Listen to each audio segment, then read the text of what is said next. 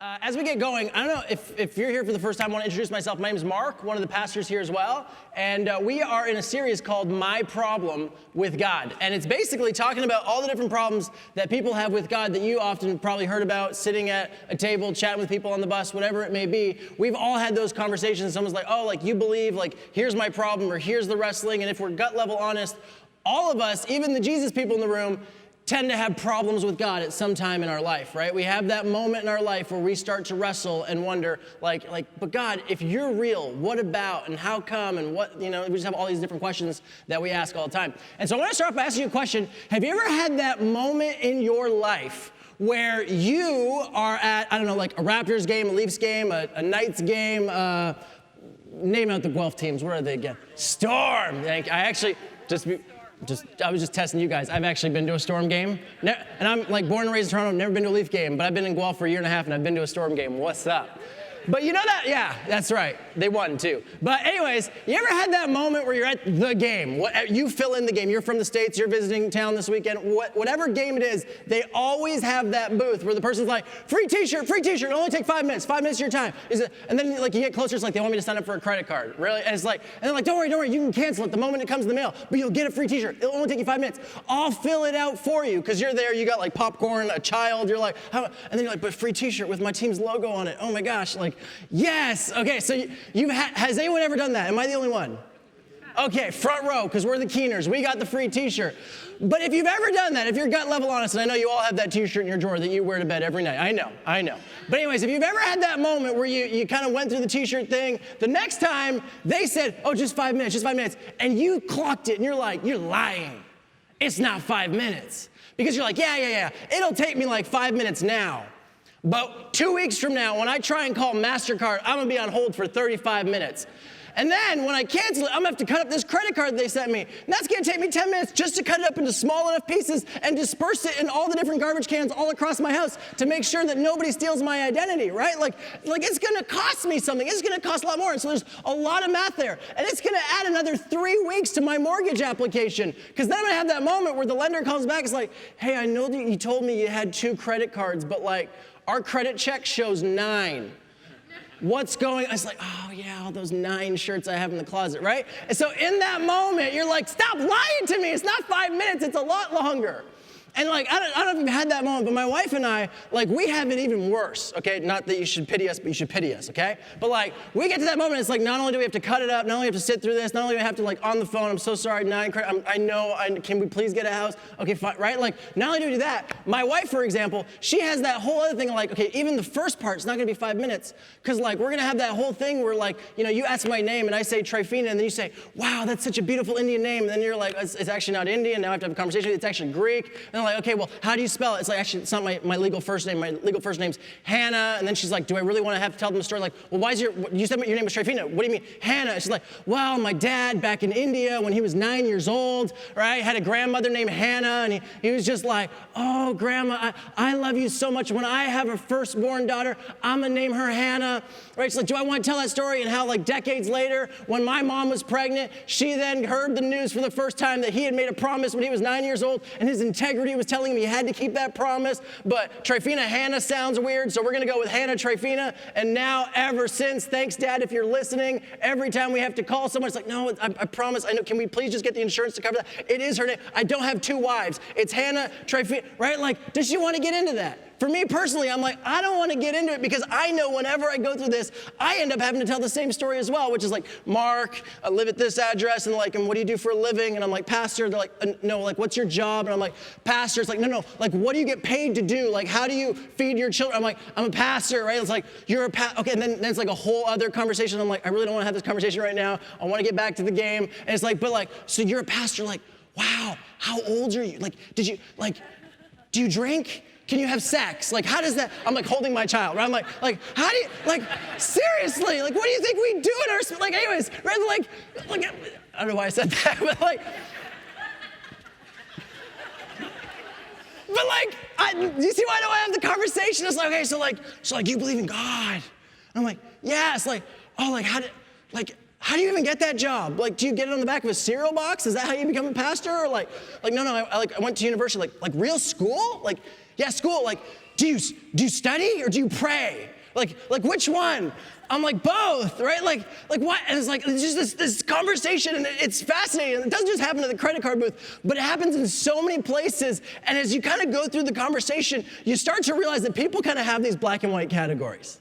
They kind of have this category of like, there's the religious people and then there's the normal people, right? There's like the smart people and then the dumb people, right? There's like the smart people that use ration and science and intellect, and then there's like the religious people who live in a swamp, think the earth is flat, and worship Jesus on Sundays, right? It's like those two worlds don't collide ever. And so when they're talking to me, it's like, so like what'd you study in university? I'm like, philosophy, history, biology. Like, so you believe in science, so you're not actually a religious person. You believe in science. I'm like, no. They're like, well, you just said, I'm like, how is this a thing? And today, that's everything we're talking about, which is this made-up war that somehow science and religion are at war. And in this series, this is actually what we're doing every week. We're kind of going through these misunderstandings. Last week, we talked about God's existence and that big problem that people have. It's like, how do you even believe that God's real?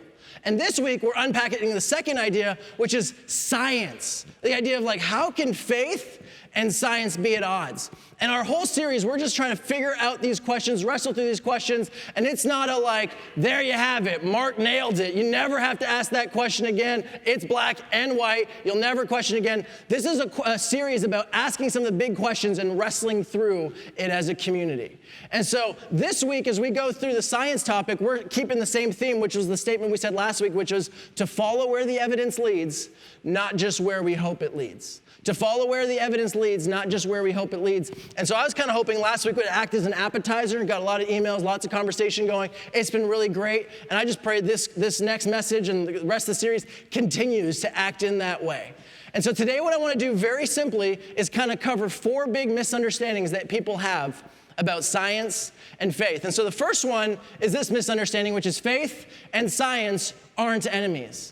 I think so often in my interactions, like I just shared, and often we talk to people, it's like you're either on the faith team or the science team, the religion team or the science team, and they're not at war. That so often we have this idea that they're at war, but it's not at all the case. But maybe this is actually your experience. Maybe you actually grew up in a religious home and you went to school and then you had questions and you're like, Big Bang, evolution. You kind of went home to your parents, or maybe you went home to your pastor and you kind of had some questions and they just kind of gave you the pat answer of you just shouldn't question God, or you just got to have more faith. And that just kind of, to you, it just felt like, why are these things at odds? Why can't they work out? Or maybe you're a Jesus person. And maybe you were studying, you were off in high school, you were off in university, and you talked about faith, and people were like, how can you believe that? And it's like, why do these worlds seem like they can't live in the same sphere? Why can't that work? But today we're going to talk about that challenge, and I want to turn you to a passage that just helps me understand why science and faith aren't at odds. Psalm 19:1, and understand, Psalm is written as poetry, but it says, the heavens declare the glory of God. The skies proclaim the work of his hands. Day after day, they pour forth speech. Night after night, they reveal the knowledge. The universe is talking, which is that sounds weird. Remember, it's poetry. It's not literal. And the poet actually clarifies. He goes to the next verse. He says, they have no speech. He's like, there's no actual words from the universe. It's not what he's trying to say. They use no words. No sound is heard from them. Yet their voice goes out into all the earth, their words to the ends of the world. The author of the Psalms was saying that everything you see around you points directly to God. That's why science was actually, as some people have said, born in the garden of Christianity, because our faith doesn't say everything's a God, so don't poke and prod and ask questions because then you're going to offend God. It's no, God created the world and it's beautiful, and everywhere in the universe points directly to a creator. And the more that you understand the universe, the more that we dig into science, the more we actually understand God. That many people often think they're at war, but really Christianity, modern university, was actually invented by Christians in the 12th century for scientific exploration, for societal development, for research, for asking the bigger questions. It was a Christian invention.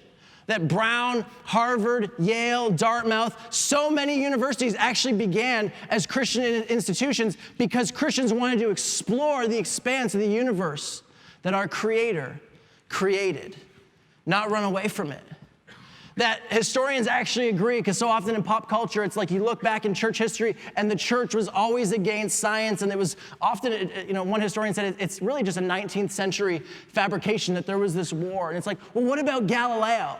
Like, wasn't he arrested by the church? And it's like, yes, he wasn't. Didn't he die in prison because he was a scientist? Like, no, actually, he was arrested for a little while, and then they put him under house arrest in a palace, and then they actually released him. And there was some disagreement about what he believed and all that. But I love what one person said, one historian said, he says, that example that we keep pointing to about Galileo was a momentary break in an otherwise harmonious relationship between science and faith. Other people are like, what about Giordano Bruno? Like he was killed. He was burned at the stake for his science. It's like he was burned at the stake by the church. No disagreement. And it's actually commonly misunderstood that it was for his science. It wasn't at all for his science. It was actually because he had a bad view of the Trinity. To which you're like, oh, praise Jesus, they didn't kill him for his science, right? It's like, no, that's really messed up. And that's a whole other week, which is the church and hypocrites. And what do we do with that? That so much of church history has violence in it. That's another question. But the idea and this facade that we put up that the church and science have always been at war, it's just not a thing. It's not a thing. In fact, the thing that I would say where we kind of pull these examples from is not a religion versus science thing, but it's a human nature issue, which is human nature is often to struggle with new ideas, with new questions that are coming out. This isn't just a religious people problem, this is just a people problem. This is why last week when we talked about the Big Bang, and I kind of made that statement, and you kind of go back on YouTube and watch that whole message, but we said it didn't trip up the Christians when that theory came out. It actually messed with the scientific community. Because they're like, wait, someone's putting up a theory that says that the world was created in an instant called the Big Bang? That reeks of religion is their exact words. And the scientific community had a hard time accepting a new idea. But faith and science aren't enemies. And if that's your experience today, I hope to kind of clarify that a little bit and say they actually don't need to be enemies. They can actually work together. And we just want to kind of help you understand and see that as we kind of move forward. So the first one is science and faith aren't enemies. The second thing I often hear is the scientific community is not against faith. Often we hear like this many % of scientists, like there's no believers in the scientific community or it's such a small amount. You don't have to look at religious data to look at this. You can just look at the scientific community itself. In fact, there's a study amongst the American Association for the Advancement of Science in 2009. There's 120,000 scientists in that organization. And it says 51% of scientists believe in a deity or higher power. 51% of scientists. These are people who literally do this for a living. 51% of them believe there's some sort of deity or higher power out there. When they broke it down into specific sciences, the hard sciences, it was actually a little bit higher. The softer sciences, it was a little bit lower. But overall, it was 51%. 31% of those actually believe in a personal God that you can actually know and interact with and worship, as we do here at Lakeside. And 7% of the people that were surveyed said, I just don't know one way or the other. But this lie that says, hey, anybody in the scientific community, once they understand science, they don't believe, not at all a thing that was there. It just isn't true at all. And so the question that people ask is, why is that? Why is that as we get smarter, people don't leave faith behind and hold on to science and intellect and reason and education? Like, why haven't those two worlds like just totally split off, branched off, broke off? Why hasn't that happened? And I think there's lots that's been written about this because, decades ago, there were authors that were basically saying, as we progress as a society, as we get more and more educated, as we learn more and more about the world, as we dig into biology and chemistry and psychology and all that, we understand that we're not going to have a religious worldview anymore. We're going to have a secular society. And now there's books being written called The Myth of the Secular Society, which is basically saying like, no, we keep digging into science and faith actually keeps getting stronger. In fact, one way to summarize the journey that's happened over the last century is as science has developed, it has helped to build a more, not less, robust faith. And that's why we see that there are so many individuals who actually are very good in their professions, who are professional scientists, and yet still hold faith in God in some way, shape, or form. To which you say, like, so what is it exactly that they're discovering? Like, what is it in science? Because, like, for most of us, like, we don't read science textbooks at night. Some of you do, and you're not normal, okay? But the rest of us, like, is like, what is going on, right? Like, people just kind of throw out statements like, yeah, that sounds good, and yeah, science, we believe in science. That Nacho Libre quote, he's like, I don't believe in, remember that one? Like, it doesn't matter. Anyways, 3 people got that. Yeah. I really wanted to show that clip, but we had so many videos, I was like, nah. But it's like, what are they actually discovering? What's the thing that they're trying to figure out? And if I could just kind of bring it down to layman's terms, because it's kind of where I live in layman's terms, if I was describing it to my kids, I'd kind of show them a picture of a Grand Canyon, and I'd show them a picture of the pyramids. And with the Grand Canyon, the amazing thing about the Grand Canyon is you can look at it, and you can observe it, and you can kind of figure out how it happened, right? Like, you just know, as water continues to rush over centuries and centuries, it erodes away the land. I can show my kids, if you go to the beach, which I did all summer long, we built this big hole, filled it with water, we used our cooler to fill it up because our son wanted to build a big one, and then we pull the Frisbee out, and it would make a river going back to the lake. And the more times we did it, the deeper it got. It's just like, there was no brain behind it. As long as water went over the land, it eroded. And that kind of explains the Grand Canyon. It's literally, you can just be like, nature did that. And yet, when you end up with the pyramids, there's all kinds of theories, there's historical documentaries. I've watched every one of them. I tell you, bubble bath, right? That's what I do. And there's all these different theories about how it happened and how do they get these massive blocks with no machines, and how do they get them there? There's even some conspiracy theory documentaries about, like, was it aliens? Like, how did it happen? But there's not one documentary that says, we just think things kind of lined up in the universe, and these blocks just, nature wore away. It's just like, there's nothing in us. Nobody in this room looks at the pyramids and just says, nature. We look at those and think, brain. And so the reason I would explain to my kids, if I was explaining why science has actually moved people towards faith, instead of just saying, now that we have all the scientific data, we're moving away from faith, the reason I would say it is because when we look at science, we're looking at it a totally different way than they did over a century ago when Darwin first brought his ideas. Because Darwin was using observational science, which is he was observing everything going on and giving theories about that. It was great. But now we have looked at things in a way like never before. If Darwin could understand the kind of scientific exploration we are doing, his mind would be blown. I think of the Human Genome Project, maybe the largest undertaking of a biological study that went on for, I believe, over a decade, used over 20 universities, multiple countries, and they mapped out human DNA. And they discovered some incredible things. One of them that just blows my mind, Carl Sagan says this. He says, the information content of a simple cell has been estimated at around 10 to the power of 12 bits. And as he says that, I think he kind of realizes, sorry, got my nerd on. Let me just translate that to common folk, okay? He says, comparable to about 100 million pages of Encyclopedia Britannica. He's saying, in the tiniest little cell, there are enough bits in that tiny cell to fill 100 million pages of Encyclopedia Britannica. Some of you are like, what's an Encyclopedia Britannica? Okay, ask your parents, they'll tell you. We used them to hold up furniture in my childhood. Some of you actually remember when you kind of like, now we have the internet. But anyways, he's like, in every single cell, listen to this, from here to here, there are 30 trillion cells in my body. I feel like I should put that fact on like a dating website. I feel like that would boost my ratings. Not that I'm, okay, but like, my wife's in the other room today. This is getting bad. There's something amazing about 30 trillion cells. And in every one of those 30 trillion cells, Carl Sagan is like, there's 100 million pages of Encyclopedia Britannica. And it's not just like all compressed in there doing nothing. It's like, it's making sense so that I can do this. Like, it's amazing. And so now we're not just looking from the outside. We've gone in, we've dug into the science, and we're like, is that Grand Canyon? Can we just explain it by nature? Or is there some sort of intelligence and brain behind it, like the pyramids? And that's why as science continues to develop, questions continue to arise that we never thought we'd have to answer. And it's the reason why people are continuing to wrestle with their faith, and why we can see that 51% of scientists are wrestling and saying, maybe there's something bigger out there. We're not even sure what, but they're wrestling with it because as our science gets better, our faith becomes more robust, not less robust.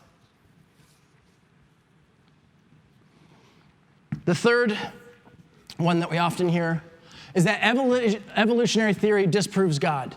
The thing you need to know is it actually doesn't disprove God. It has yet to do it, and it hasn't. I don't believe it will. Because here's the thing to think about with evolutionary theory. Even if it's exactly as scientists say, and just to be clear, no two scientists really, you'll find all different scientists agreeing with different ways that evolutionary theory works out. There's no just one theory. It's not like Big Bang where that one's just widely accepted, understood, and check. Not one of those arguments fatally defeats the existence of God. In fact, there's some serious gaps with evolutionary theory that still have not been answered. There's, you can Google these if this is like your jam, if you like reading up on this stuff, but the complexity of the human eye issue has not been proven. First cause has not been proven.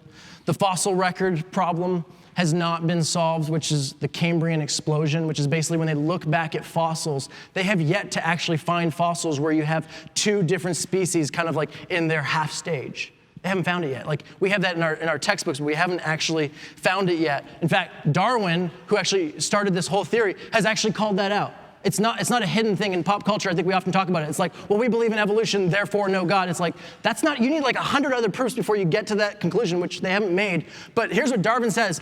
Darwin, to the question why we don't find rich fossiliferous, apparently that's the full word for fossils, tell that to your 4-year-old, deposits belonging to these assumed earliest periods prior to the Cambrian system. He's calling it the Cambrian problem. I can give no satisfactory answer. He's like, I don't know yet why we haven't found evidence for this. We're still trying to figure it out. We're still trying to make sense of it. That statement's over 100 years old. Now bring it into today's day and age, and I love this scientist. He just says things that are hilarious. He says, the extreme rarity of transitional forms exists as the trade secret of paleontology. Transitional forms, that's what Darwin was talking about. The evolutionary tree that adorns our textbooks have data at the tips and nodes of their branches. The rest is inference. This is one of the most celebrated evolutionary biologists who's saying this. He's like, you know your textbooks? He's like, all the information you have, he's like, we actually only have evidence for the tips of the tree. The rest of it is us making up our story. He says, the rest of it is inference. It's like, we have this data, but we've kind of added this to the story, and we made this, and this is our best guess. I'm like, inference. Inference, that's not slam dunk. That's not black and white. That's not 100% guaranteed. That's like me saying, man, nobody accepted my invitation to go to prom with me. It must be because I got such good dance moves. It's like, that's inference. It's like, I have a factual piece of evidence. Nobody's going to prom with me. And then I have my best guess as to why. But that's inference. That's inference. And so what evolutionary theory says is like, hey, let's just be honest. Let's be gut level honest. We have these details, and then we've put this piece, and this is our best guess, and this is our best guess, this is our best guess, but we don't have evidence for any of it. And it just gets to that point where it's like, wait, you believe something that you don't have 100% irrefutable evidence for? That sounds like a faith position. Which is what I say all the time, is like, everybody has a faith position. Everybody has a position that we have that we stand in. Yeah, it's like that moment, it's like, but I can't actually back that up 100%. That's what I'm not saying there's a slam dunk case against it. I'm saying it's not as black and white as it's been made to be. That to say, well, we have evolution, therefore we have no God, it's like, it doesn't even make sense. That's not 1 + 1 = 2. And then you want to get your real nerd on for a second, if you're still with me? We'll just, if you want to take a nap for 4 minutes, do that, and the person next to you will bump you, and we'll kind of wake you back up. But forget about the biology of evolution. The philosophy of evolution has some challenges, okay? Here's one of the things it talks about, okay? Evolutionary theory suggests religion is something we invented in our minds to help us survive. Can I walk you through this? Okay, again, take your nap if you want to, and just tell the person next to you to wake you up, okay? But here's kind of evolutionary biology in the very dumbed down version, okay? Which is simply this. It's the 4 F's of evolutionary biology. Feed, fight, flee, reproduce. It's not an F, but you can maybe... Do you want... I try and sometimes just make things a little easier for understanding. It's a bigger word. Okay, well, let's just go for it. We're just gonna be real. It's fornicate. Good. That's what you're thinking, right? Good. Evolutionary biology says there's 4 things that are innate in us to survive, right? We feed. It's in us. It's the reason why you have a big bag of all-dressed chips and you just sometimes eat more than you just need to survive, right? You just go a little bit further. It's the reason why, because it would say our ancestors didn't know when they'd eat again, so sometimes we overeat. Fight or flee or fight or flight. It's the reason why when you jump out to scare someone, they either jump back to kind of be safe or punch you in the face. It's one of 2 reactions. Some of you learned that the hard way. And the last one is reproduce. It's the idea that these are the things that we do because the ones that have survived are worried about survival. And so what evolutionary theory says is looking at that and how we got to where we are, then we go to the next slide, and it simply says this. It says that religion is something we invented in our minds to help us survive. What do they mean by that? Let me give you an example. I remember grade 12, I went to not a Christian school, but we had a religions class, world religions, and I remember just having a lot of spiritual conversations with my friend Errol. And Errol was African descent, which is important to the story. I'll explain in a second. We were kind of talking about faith. We often did, hence the religious studies class. And he's like, Mark, he was not a person of faith. He's like, a lot of my ancestors have faith. He says, and I actually attribute it to slavery. He said, because when they woke up in the morning, they were slaves. When they went to bed at night, they were slaves. When they gave birth to their children, they were aware that those children would be born into slavery and would probably die as slaves, and it would just continue on for generation and generation and generation. He said, my people had no hope. He said, and so he's like, it's no surprise to me that my people have great faith. He said, but it's really something we've just convinced ourselves of to make ourselves comfortable because we had no hope in this world, so we love the idea of having hope in the next world. He said, it's what gets us through the day.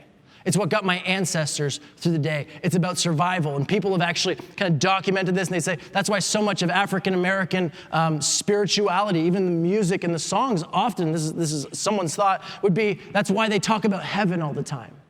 There's so much talk about, soon and very soon we're going to be with our king, right? It's like that idea of we just need hope. We need a reason to live. And so that's why that theory, it says religion is just something we invented in our minds to help us survive. And my friend helped me understand that theory, which is really, really interesting. Because what it's really saying is we can't trust our belief-forming abilities as they aren't worried about truth, but survival. When it's survival of the fittest, the things that our brain comes up with aren't necessarily about true things. They're about whatever gets you through the day, whatever helps you survive. What it's basically saying is you can't trust your thoughts because they're not really necessarily true. They're just helping you survive. Which is a great argument against religion, because then it says, then you don't even have to believe that because those people just kind of cooked up this idea of God to make them comfortable in life.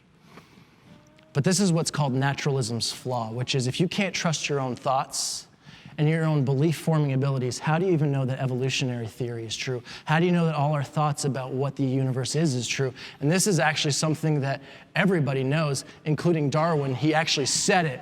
Check this out, Darwin's words, not mine. Within me, the horrid doubt always arises, whether the convictions of a man's mind, which has been developed from the minds of lower animals, are of any value or at all trustworthy. And he continues, would anyone trust the conviction of a monkey's mind if there are any convictions in such a mind? It tormented him. He's like, how do I even know? He's like, I want to excuse the fact that all these people have religion and faith because it just makes them comfortable. He's like, but then if that's the case, he's like, all my thoughts, he's like, how do I even trust them? How do I even make sense of them?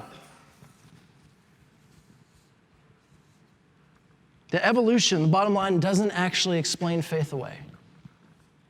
Far from it. And the fourth misunderstanding, often it's said, science can explain everything. Science has limits. Science has things that it cannot actually explain. Stephen Jay Gould's evolutionary biologist, Harvard professor, one of the most celebrated thinkers in his area in the 21st century, says this, not a believer.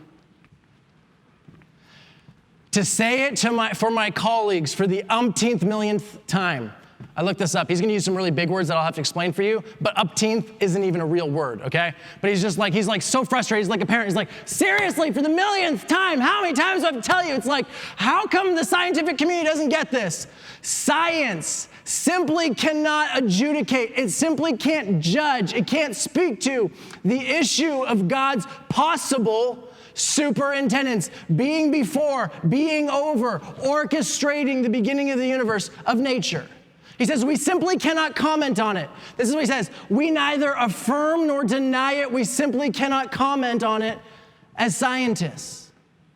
He says it's something that's actually beyond us. He's like, before the universe, he's like, we can't test that in a beaker. We have no way of actually speaking to that. Science is about physics. The talking about God and first cause and whatever caused that first moment is like, that's metaphysics. Meta being Greek for before or beyond or after or beyond. He's like, it's outside the scope. It's like taking a tape measure and trying to figure out how good a cupcake tastes. It's the wrong measurement. And he's saying this, he's like, listen. He's like, I'm not even a person of faith, but let's just be honest. You can't use this to speak to this. You're entering the world of philosophy and theologians, but it's not for us, the scientists, to say, we just can't speak to that realm. And then I love that, right? He's like the umpteenth millionth time. And then later he's kind of speaking to this issue again. I was kind of reading the whole article. And he's like, seriously? He's like, either half my colleagues are enormously stupid, or maybe these two aren't as odds as we think they are. That maybe there's a conversation to be had. And he would believe the latter, that there is a conversation to be had. In fact, Alan Rex Sandage, one of the greatest known cosmologists of his time in the 20th century, it's my science that drove me to the conclusion that the world is much more complicated than can be explained by science. And in his 50s, he actually became a Jesus follower. It was his science that led him to that place on the journey. That if I could summarize the journey, I would simply say this: that Christians love science because it shows us more and more of our Creator and has never disproved his existence. The faith and science aren't at war. That as Jesus people, we should love science. We should explore the great expanse of the universe because we are continually learning more and more of our Creator and engaging in healthy dialogue with people who are wrestling with it. People who've been told this lie that science and faith, you're either the smart people or the dumb people. It's like, no, we can have an intellectual conversation about this. We have to always be ready to engage in this way. Because science is really learning more and more of our Creator. I love last week we talked about Romans 1. Paul says, since the creation of the world, God's invisible qualities, his eternal power and divine nature have been clearly seen, being understood from what has been made. He's like, when you look at the universe, you start to understand God. And as we get deeper, it's true. The deeper we get into science, the more we discover there needs to be a creator. There needs to be something. We cannot simply explain this away with science. There needs to be something more. And then the amazing thing and the thing we get to celebrate today is we actually believe God gave us that in Jesus. That in Colossians 1:15, he says, the Son, I love this language, is the image of the invisible God, the firstborn over all creation. He's like, I know I'm invisible, but I made myself visible. In a few weeks, we're going to talk about Jesus and the problem of Jesus and the questions people have about historical Jesus. But today we pause and we celebrate that as we dig through the depths of the universe, we continue to discover there's got to be a creator, And 2,000 years ago, the Creator stepped himself into human history, took on flesh, and lived among us. And lived an incredible life that left this massive wake, never rode a horse into battle, never wrote a book, never forced anyone to believe in him. And yet, even though he lived the life of a lowly carpenter, a blue-collar worker, he transformed the history of the world forever. At the end of his life, the thing he wanted us to remember more than anything else was his death. That he wanted us to remember that he gave his life so that we could live.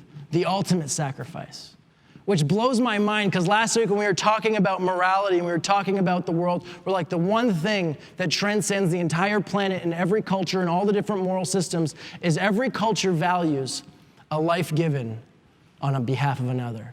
Every culture honors the sacrifice of one life given on behalf of the other. God steps himself into human history and then humbles himself and gives his life on the cross so that we could be put in relationship with him. If that's a new idea, if all these things we're talking about is new, Alpha, you should go to the booth, sign up. It's an amazing dinner, video, conversation, wrestling. There's no judgment. It's just like, let's just talk about it. I'd encourage that. As you go, I just want to bless you with this. The invisible God was made visible and was willing to give his life for all of us. May you be encouraged as you go, and looking forward to the rest of the series as we continue to unpack the different problems that we have with God. See you next week.